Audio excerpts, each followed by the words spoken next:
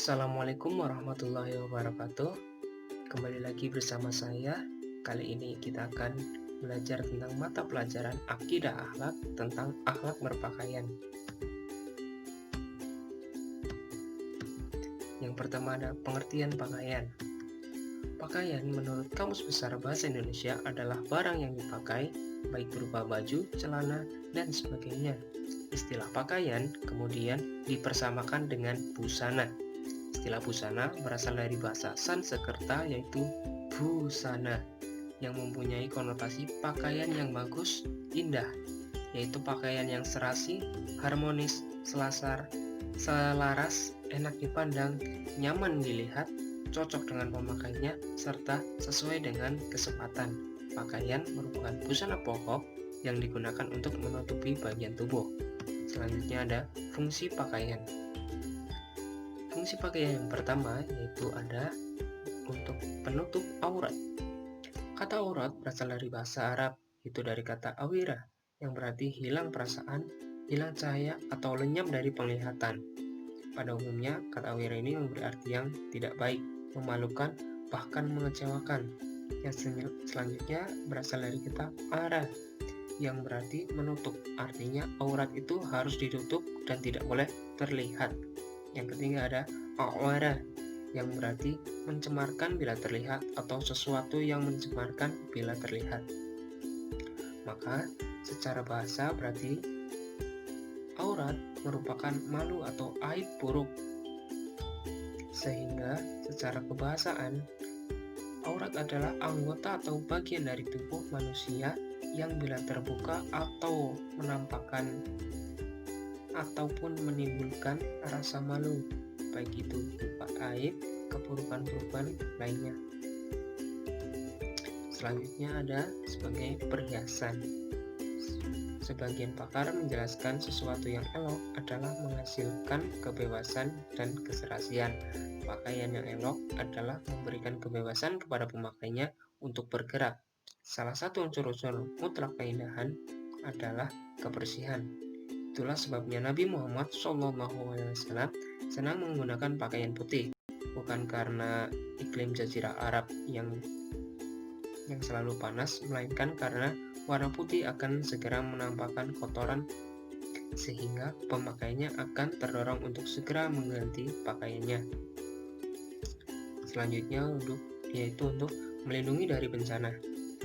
Menurut Al-Quran, dalam surat An-Nahl ayat 81 yang berbunyi, A'udzubillahi minasyaitonirrajim, bismillahirrahmanirrahim, wallahu ja'ala lakum mimma khalaqa tilalan wa ja'ala lakum minal jibali aknanan wa ja'ala lakum sarabila qatikumul harra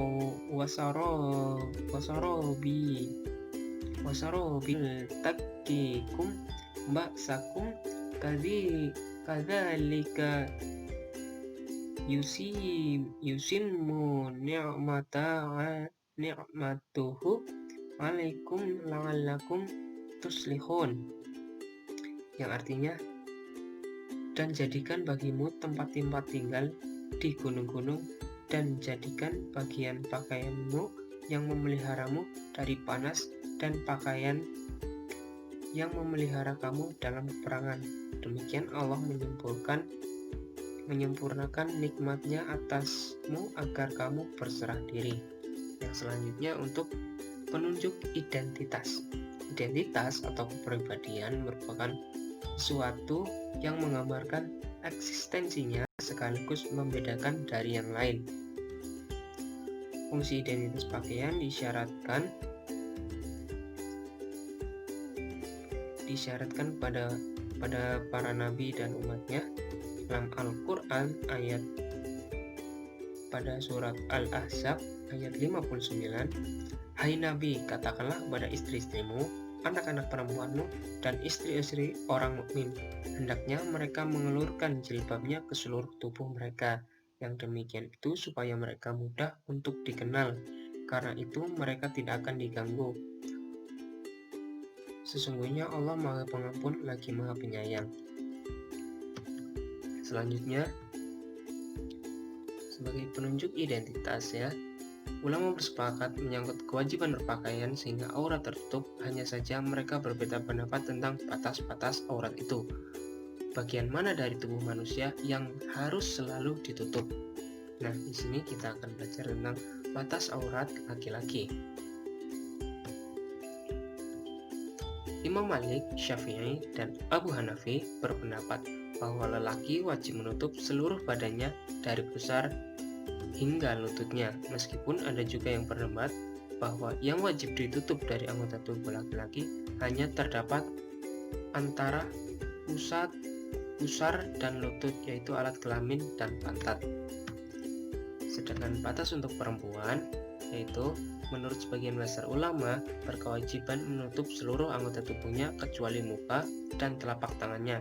Sedangkan Abu Hanafi sedikit lebih longgar karena menambahkan bahwa selain muka dan telapak tangan, kaki wanita juga boleh terbuka. Tapi Abu Bakar bin Abdurrahman dan Imam Ahmad berpendapat bahwa seluruh anggota badan perempuan harus ditutup. Hal ini demikian sesuai dengan apa yang diriwayatkan oleh Abu Daud dari Aisyah radhiyallahu anhu bahwa ketika Asma binti Abu Bakar radhiyallahu anhu bertemu dengan Rasulullah sallallahu alaihi wasallam, ketika itu Asma sedang mengenakan pakaian tipis, lalu Rasulullah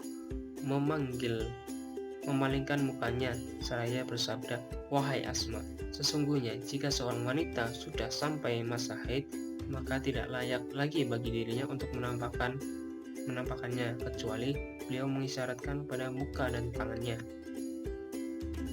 Selanjutnya ada membiasakan akhlak berpakaian. Dalam pandangan Islam, pakaian terbagi menjadi dua bentuk.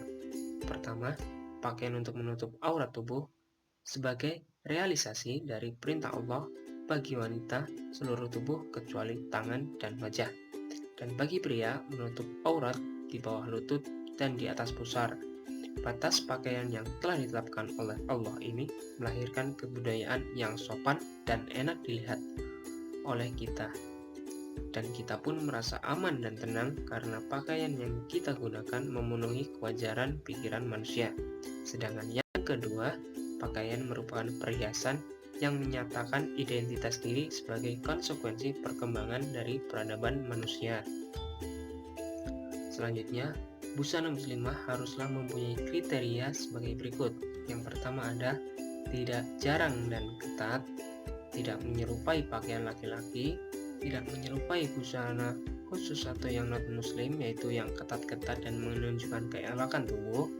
Yang selanjutnya, yang terakhir ada pantas dan sederhana. Yang selanjutnya ada hikmah berpakaian.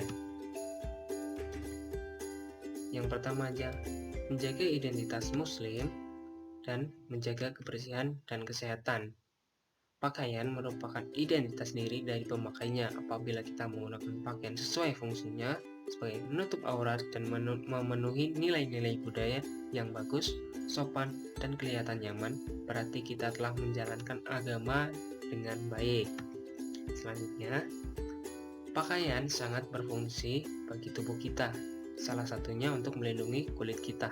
Apabila kulit kita tidak terlindung oleh sebuah pakaian, sesungguhnya terkena pancaran sinar ultraviolet, maka kulit kita akan terbakar dan bisa mengalami kanker kulit. Pakaian juga menjaga suhu tubuh manusia agar tetap bisa stabil dengan menggunakan jenis bahan pakaian tertentu. Oleh karena itu, kita bisa menjaga suhu tubuh kita dengan stabil. Ya, demikian materi yang dapat saya sampaikan. Apabila terdapat banyak kesalahan, mohon dimaafkan. Wallahumma bi'aqwan tarik. Wassalamualaikum warahmatullahi wabarakatuh.